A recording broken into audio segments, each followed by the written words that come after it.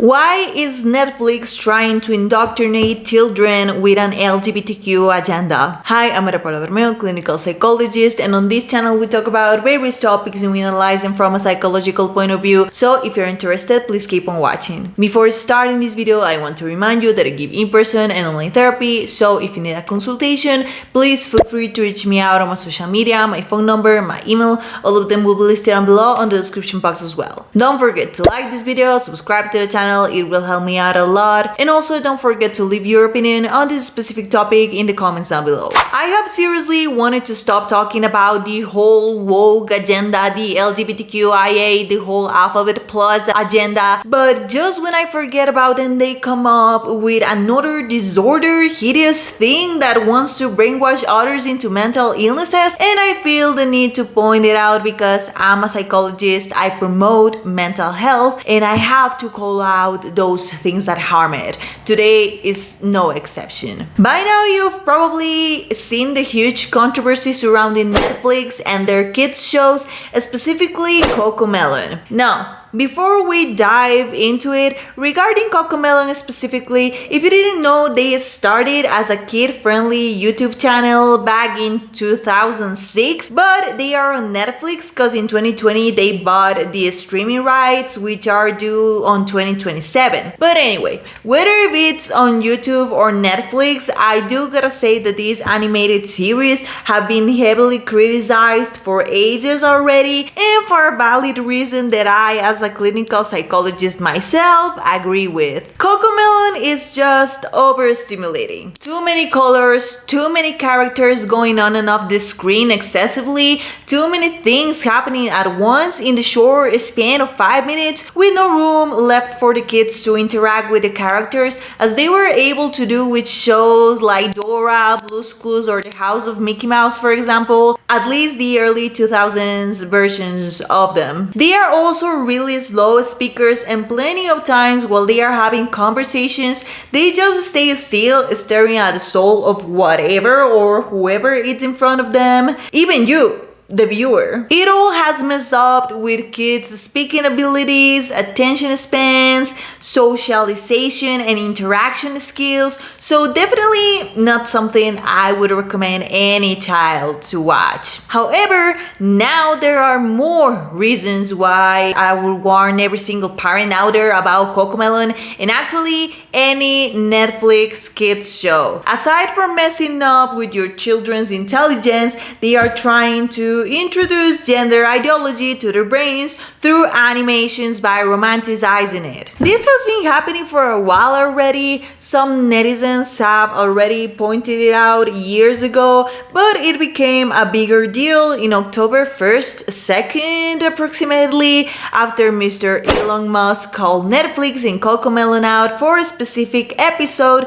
in which you can watch a gay interracial couple singing to their adoptive song about being whoever you want to be, while the little boy chooses to wear a princess tiara and a tutu instead of a gender norm established football or a toy car. I want to focus on this particular Cocomelon thing first before ranting about Netflix as a whole, and just as an FYI, I won't be putting any clip on this video as Netflix seems to copyright claim everything.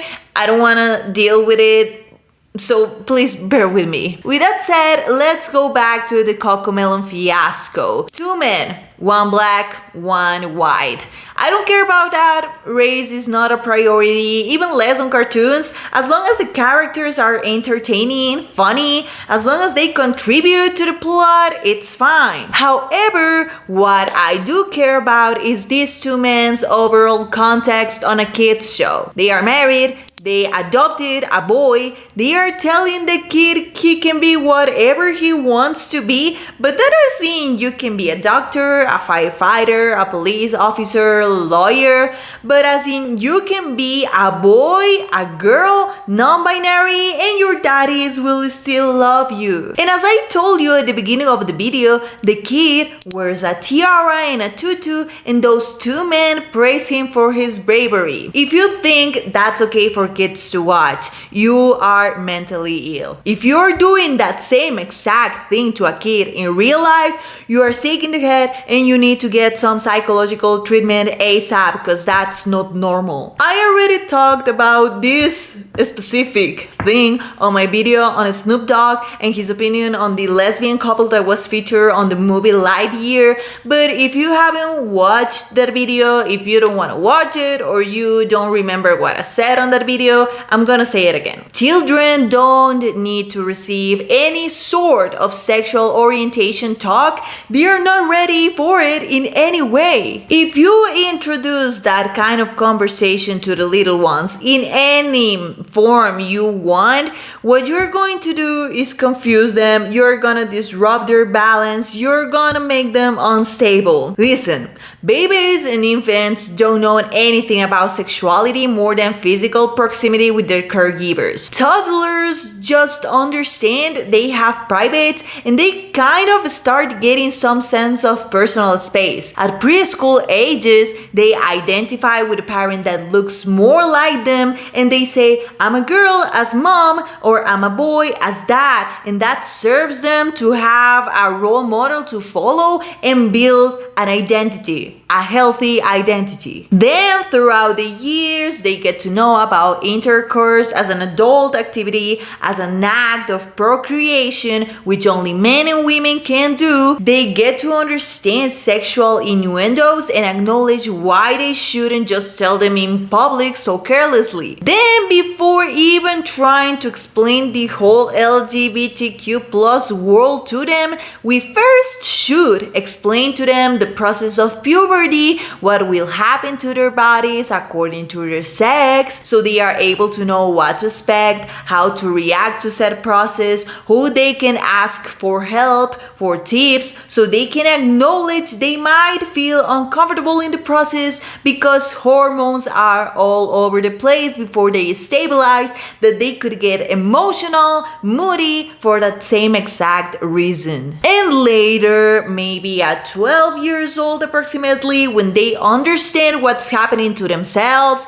they could get aware of the environment of the society that is surrounding them. So they may ask about the LGBTs, and we explain basic stuff as some adults could like people from their same sex for personal, particular reasons. Let them be, they are still human beings that just happen to have different preferences to ours, period. So do you think a kids show should feature gender ideology in it? No. With things as the Cocomelon trash, what usually happens is that the kid sees something that's not natural for them. A gay couple and a boy that wears a tutu, something that the men around the kid don't do. So they will be curious. They could ask themselves, for example, well, I look as the kid from the TV. Does that mean I have to wear a tutu too? Daddy looks as the man from the screen. Does that mean he can have a husband and I could have two daddies? If that's possible and I look like daddy too, does that mean I can be with guys as well? In short, kids just say things lightly, as using this example, them I'm a girl, I can be fluid as they said on the TV, without getting the deeper stuff. But if you as a parent are not aware that your kid thinks that, or even worse, if you know and you encourage it, the kid will grow up with an unstable identity. Because guess what? That is not a girl.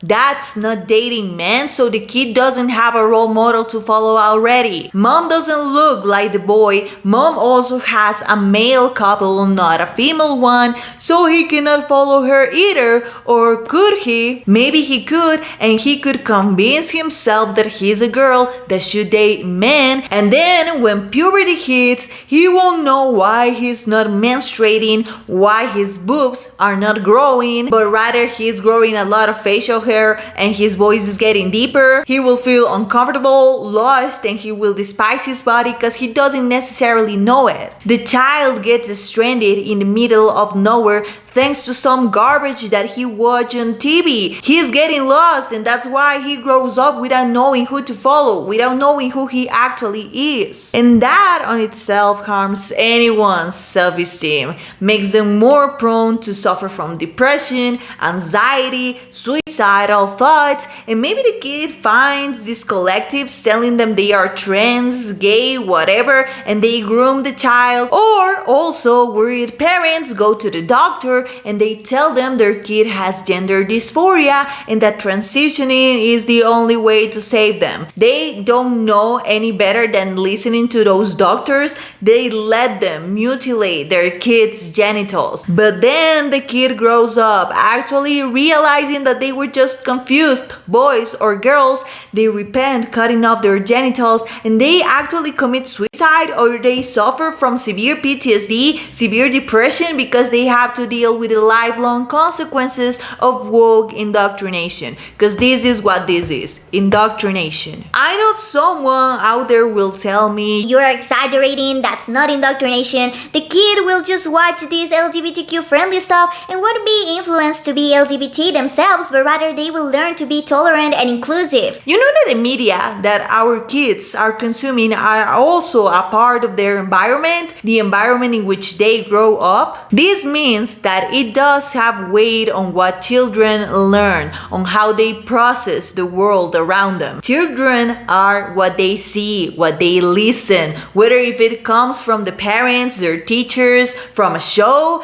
They are sponges that absorb the things around them consciously or unconsciously. Netflix is for sure aware of that. They are a huge company that has the resources to hire people who know the human mind and how it works. And if they evidently have very progressive employees that have even been part of governments that have heavily promoted the woke agenda, and we know by now are selfish, narcissistic creeps that want everything to go the way they want, of course they are going to promote what's right for them on their shows. Even more on children's shows specifically, because they are still naive, and if they start brainwashing them with their propaganda as what gender ideology is, it's easier to corrupt them, as their brains are still a literal blank paper in which you can write anything. Why would they want to do that though? Because if they disrupt a healthy development, they could harm the relationship kids have with their parents, so the children grow resenting them for not accepting them or for not letting them be their true selves. They could grow up thinking no one gets them, and then ill-minded, perverted individuals like the creators of these shows will come to them, tell them, "I do get you, I do love you, I'm your only hero," and they will groom them, manipulate them as well into certain beliefs to fulfill their disordered, dysfunctional dreams. They want to indoctrinate people from a young age so they can isolate them, so they can use them as disposable tools to generate more division and to get more power themselves. That's why not only Cocomelon has this pro-LGBTQ content, but other kids shows as well, as a Strawberry Shortcake featuring drag queens, Transformers converting the Optimus Prime to a non-binary they-them thing, Babysitter's Club having a child claiming to have been misgendered by medical experts who need to treat everyone according to their biology to not kill them, Monsters High having 15-year-old Frankie and Chloe saying "I'm whatever pronouns," lesbian couples kissing, gay marriages, trans cows, non-binary and trans characters, pride parades. What is this? That is not inclusion. And if embracing diversity was the real goal, then where are the straight couples? Where are the women that do want to be called she, or the men that want to be called he? They are not existent because they don't want to portray anything mildly average, traditional, as it goes against their agendas that want to exterminate some kind of normalcy and common sense. I know this discussion has made progressive individuals say that these things aren't new, that same parents shouldn't say anything because back in the day they would watch cartoon characters as Bugs Bunny, for example, dressing up as a woman, and they didn't turn out to be transgender, so they are throwing tantrums. You know that context is important, right? Back in the day, using the same exact Bugs Bunny example,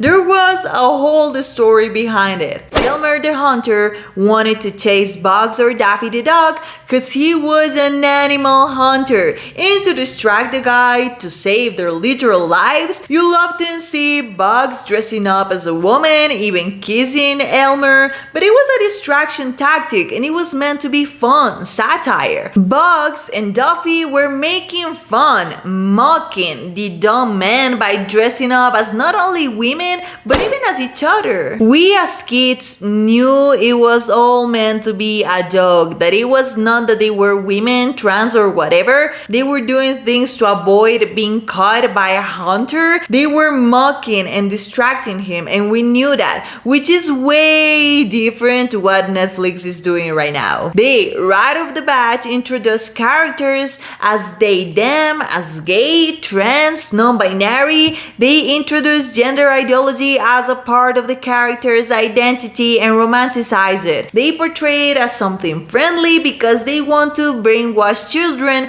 out of what's common, traditional, so they feel confused, so they get unstable, so they identify as LGBTQ from a young age and generate more division, hate, resentment, more mental illnesses from early on because it's easier that way. Overall, the message I want to convey is that if you have a kid, first be aware of what they are watching because what they consume has a huge influence on how they will grow up and develop. Second, they shouldn't be watching stuff as those Netflix shows because their cognitive development doesn't allow them to comprehend complex topics as the ones they are promoting in there. They'll only cause them confusion and instability, and we don't want that. Maybe cancel your subscription. Let kids be kids. Don't corrupt them. That's evil. That is ill. And if you're doing that, you need therapy because there's something else, something concerning going on with you. I'm a psychologist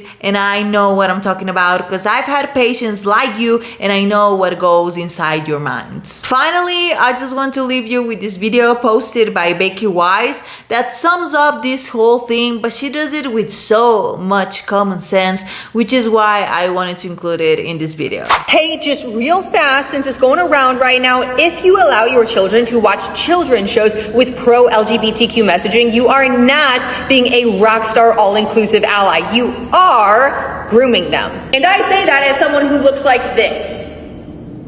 My son is not allowed to watch anything with pro-LGBTQ messaging in it. Well, gee, Becky, why is that? Aren't you gay? Super duper yes, but to teach a child that they can be gay, lesbian, bi, pan, yada yada yada is to imply that children are sexual beings, capable of having an orientation. Let that simmer for a second. Why would a child need to consider their orientation? Furthermore, why would adults want to create and promote shows to help 7-year-olds establish their orientation? No, you got it wrong. It's to teach inclusivity. Negative, dum-dum. It is not age-appropriate education. There are precisely 0 reasons why a 7-year-old should ask themselves the question, am I gay? So if someone calls you homophobic because you do not allow your children to watch shows with pro-LGBTQ messaging, please just keep in mind that I look like this, and it is not allowed in my house. I am like low-key a little homophobic though. She couldn't have said it better. Is there something you learned from this video or something that you would like to add to the conversation? Leave it in the comments down below. Also, don't forget to like and share it with someone that may find this useful. And don't forget to subscribe to the channel so that you never miss out on more interesting psychology content. Thanks for watching.